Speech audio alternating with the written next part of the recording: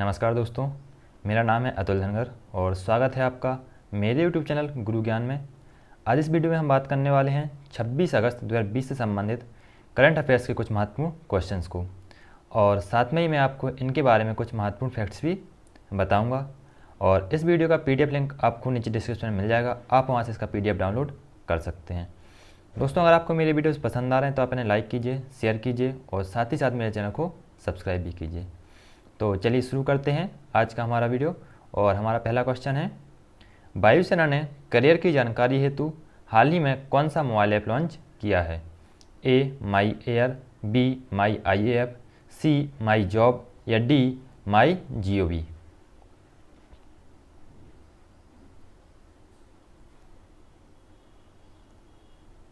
तो इसका आंसर है बी माई IAF। जो एयर चीफ मार्शल हैं RKS भदौरिया जी, इन्होंने सोमवार को mobile app my IAF launch किया है। और इस ऐप से क्या होगा, तो यह ऐप भारतीय वायुसेना में शामिल होने की इच्छा रखने वाले युवाओं को करियर संबंधी जानकारी उपलब्ध कराएगा। और इस ऐप को डिजिटल इंडिया पहल के तहत वायुसेना भवन में लॉन्च किया गया है। इस ऐप में वायुसेना में अफसर तथा एयरमैन की चयन प्रक्रिया, प्रशिक्षण कार्यक्रम, वेतन व भत्तों की जानकारी उपलब्ध कराई गई है। तो वायुसेना ने कौन सा मोबाइल ऐप लॉन्च किया है? माई IAF।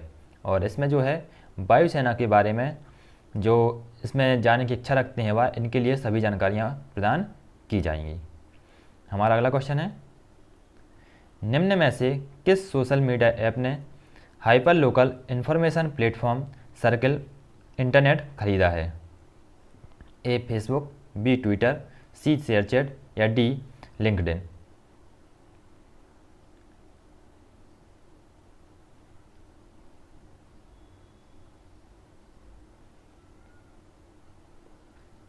तो इसका आंसर है सी शेयरचैट। जो सोशल मीडिया ऐप है शेयरचैट, इसने hyper local information platform circle internet खरीदा है। और इस खरीद के साथ ही सर्कल इंटरनेट में जो 15 कर्मचारी या 15 सदस्यीय जो टीम है वह शेयरचैट के साथ जुड़ जाएगी। और सर्कल इंडिया की स्थापना 2018 में IIT के 3 छात्रों उचित कुमार, गौरव अग्रवाल और शशांक शेखर ने की थी। तो hyper local information platform circle internet, ठीक है, सर्कल इंटरनेट किसने स्थापना की थी इसकी? IIT के 3 छात्रों ने 2018 में, और इसे हाल ही में शेयरचैट ने खरीद लिया है। हमारा अगला क्वेश्चन है, हाल ही में किसे दिल्ली अल्पसंख्यक आयोग के नए अध्यक्ष के रूप में नियुक्त किया गया है? ए अहमद पाटिल, बी जाकिर खान, सी लोकेश जैदी या डी जितेंद्र राव। तो जो दिल्ली अल्पसंख्यक आयोग है इसके अध्यक्ष किसे नियुक्त किया गया है? तो इसका आंसर है बी जाकिर खान। पूर्व निगम पार्षद जाकिर खान को दिल्ली अल्पसंख्यक आयोग, दिल्ली माइनॉरिटीज कमीशन का अध्यक्ष नियुक्त किया गया है। और जाकिर खान को पूर्णकालिक अध्यक्ष नियुक्त किए जाने के साथ ही कवलाजीत सिंह और नैन्सी बाल्ला को आयोग का नया सदस्य बनाया गया है। तो दिल्ली अल्पसंख्यक आयोग का अध्यक्ष किसे बनाया गया है? जाकिर खान को।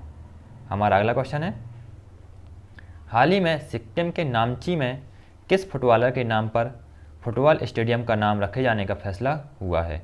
ए सुब्रता पाल, बी प्रदीप बनर्जी, सी बाईचुंग भूटिया या डी चुनी गोस्वामी।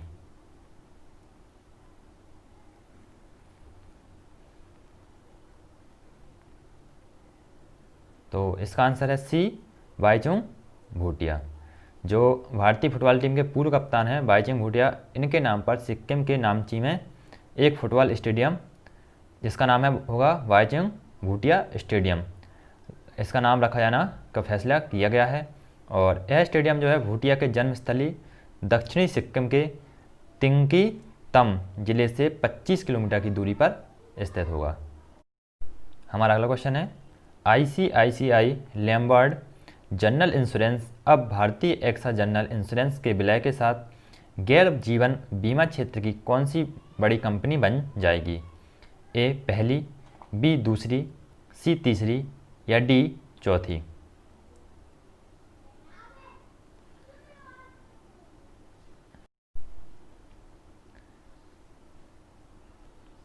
तो इसका आंसर है सी तीसरी।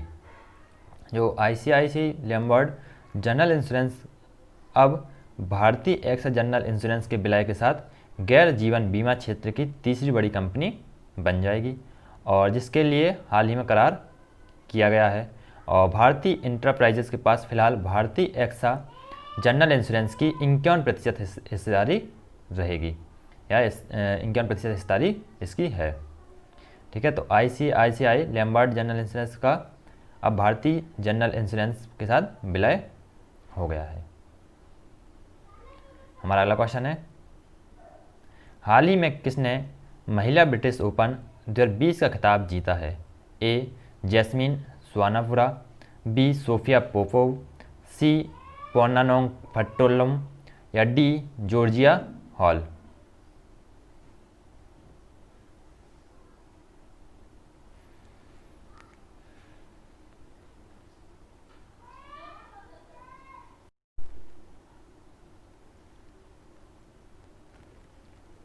तो महिला ब्रिटिश ओपन 2020 का खिताब किसने जीता है?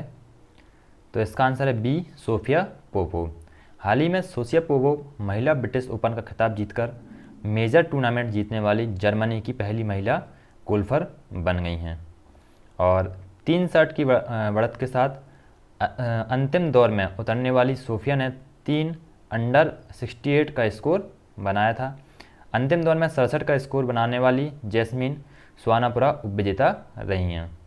तो महिला ब्रिटिश ओपन 2020 का खिताब किसने जीता है? सोफिया पोपोव ने। और इन्होंने किसे हराया है? तो इसने जैस्मिन स्वानापुरा को हराया है, या उपविजेता रही हैं।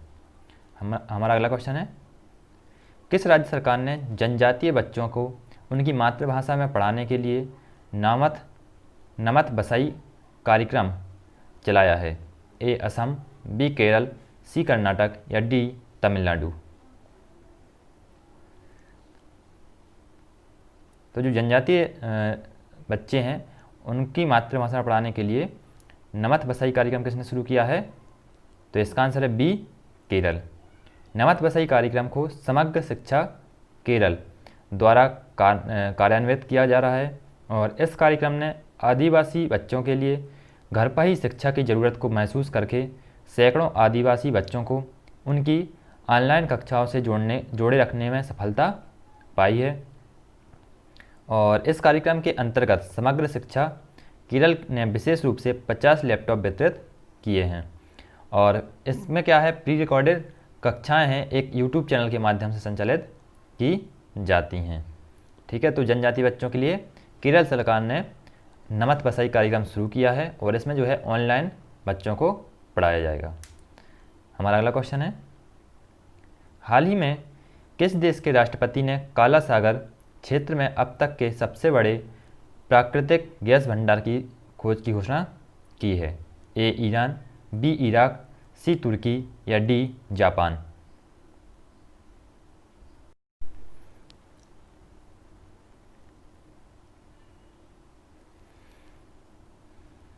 तो काला सागर में हाल ही में जो है सबसे बड़े प्राकृतिक गैस भंडार की खोज हुई है, और इसकी घोषणा किसने की है?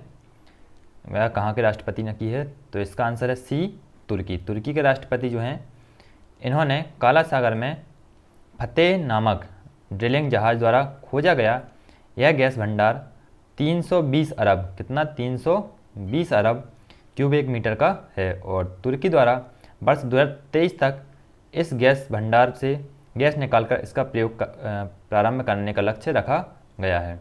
और जो तुर्की के ऊर्जा मंत्री हैं इन्होंने कहा है कि गैस का यह भंडार पानी की सतह से 2100 मीटर की गहराई में स्थित है, और यह गैस भंडार तुर्की की अर्थव्यवस्था को मजबूत प्रदान करने के लिए और देश के चालू खाता घाटे को कम करने में बहुत ही सहायक होगा।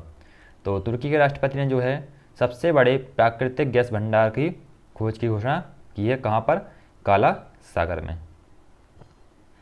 हमारा अगला क्वेश्चन है, किस टीम ने हाल ही में UEFA चैंपियंस लीग 2019-20 का खिताब जीता है?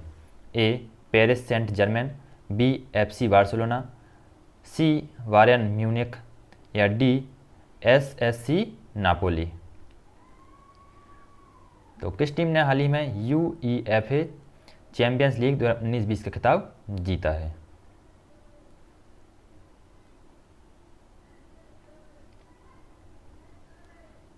तो इसका आंसर है सी बायर्न म्यूनिख। हाल ही में जो है बायर्न म्यूनिख है, इसने चैंपियंस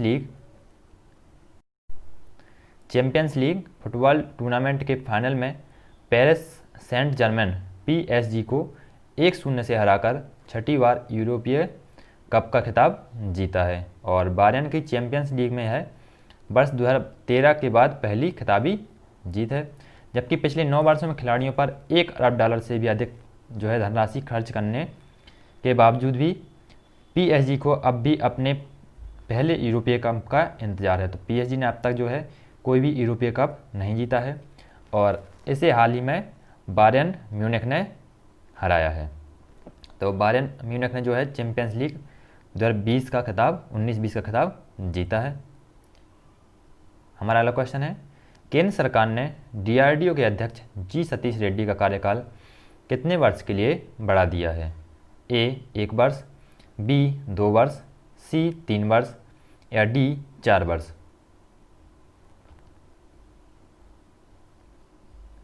तो जो DRDO है इसके अध्यक्ष हैं जी सतीश रेड्डी, इनका कार्यकाल हाल ही में बढ़ा दिया गया है। तो है कितने वर्ष के लिए बढ़ा दिया गया है?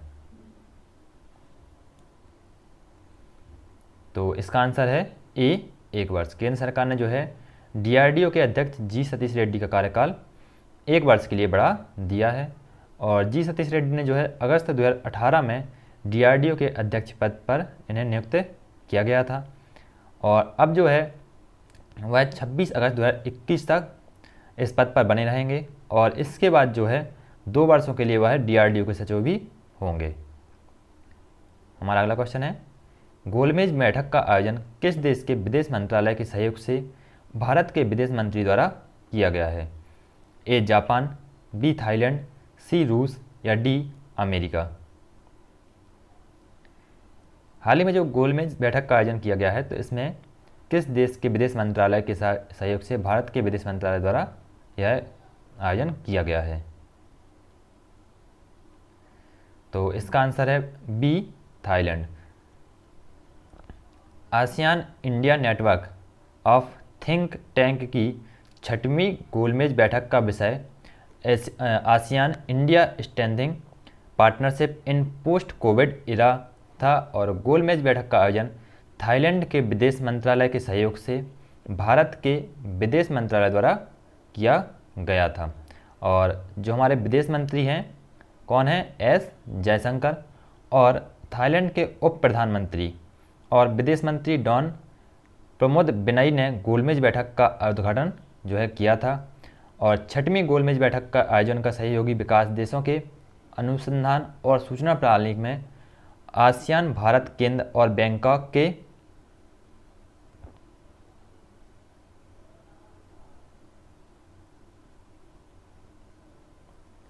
बैंकॉक के जो चाओलांगकॉन विश्वविद्यालय में आसियान अध्ययन केंद्र थे और राउंड टेबल में शिक्षा, उद्योग, सरकार और राजनयिक समुदाय के 400 से अधिक लोग शामिल किए गए हैं। ठीक है, तो गोलमेज बैठक का आयोजन में किस देश के विदेश मंत्रालय ने भारत का सहयोग किया है? तो थाईलैंड के। ठीक है, और इसका जो थीम क्या थी इस बार का? Strengthening partnership in the post Covid era. ठीक है, इस बैठक का इस बार का विषय था। हमारा अगला क्वेश्चन है, चंद्रयान 2 ऑर्बिटर ने हाल ही में चंद्रमा की कक्षा में अपने कितने वर्ष पूरे कर लिए हैं? ए 1 वर्ष, बी 2 वर्ष, सी 3 वर्ष या डी 4 वर्ष।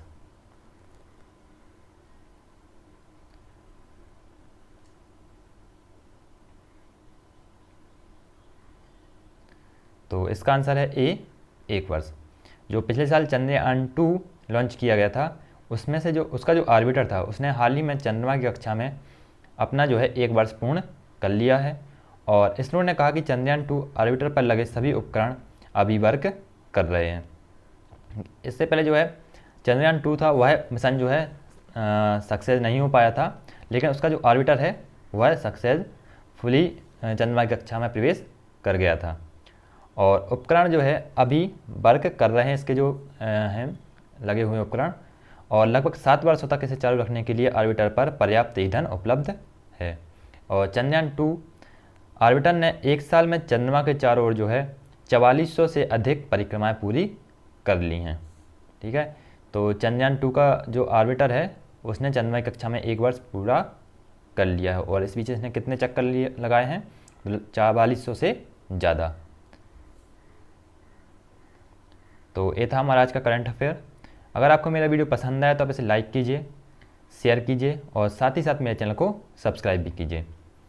इस वीडियो का PDF लिंक आपको नीचे डिस्क्रिप्शन में मिल जाएगा, आप वहाँ से इसका PDF डाउनलोड कर सकते हैं। और साथ में ही जो नीचे दिया हुआ नंबर है इस पर भी मैसेज करके आप इसका PDF मंगा सकते हैं। Thank you.